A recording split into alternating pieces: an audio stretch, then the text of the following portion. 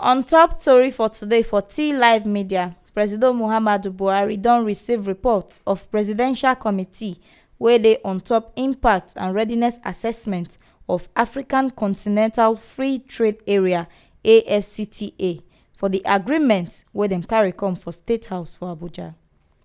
As Presido Buhari dey receive the Presidential Committee report, na im come read speech give dem, say im happy to receive the report from dem and Nigeria happy for dem too.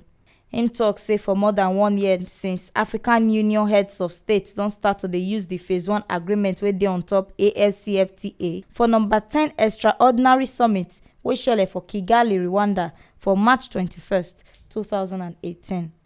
Buhari tok say na since den na Nigeria don take dey do check on top how dem go fit take use dis agreement for Nigeria. Im tok say the agreement dey important to Nigeria and other countries sake of say progress na wetin dey carry the whole world dey waka.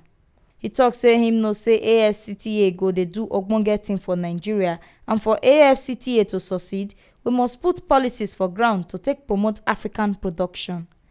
Presido tok say Africa no only need trade policy, but dem still need continental agenda wey dem go fit dey use on top manufacturing, and im get am for mind say African trade movement go throway body put on top made in Africa goods.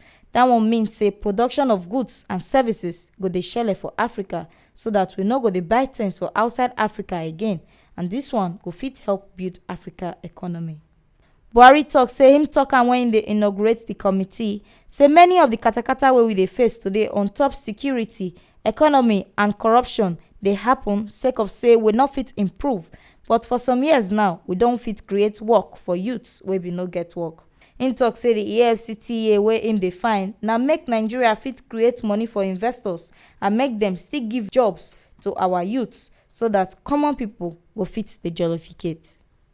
Buhari come tok say belle sweet am well on top the report and the ogbonge work wey dem don do on top the report, because this one show say the committee dem do their work well. Im tok say the report go form ogbonge part of how dem go take waka with AFCTA for future. Make una no forget say AFCTA na African Continental Free Trade Area. Buhari come congratulate all the members of the committee for the good work wey dem don do, and im come thank all the stakeholders and the organizations, especially the development partners wey dem take provide their support give the committee.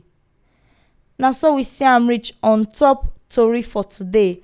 On top say Presido Muhammadu Buhari don receive reports of how business and economy go take waka well for Nigeria. Make una no forget say na T-Live Media na im dey bring dis ogbonge updates dey come give una. My name na Mary Edoleye.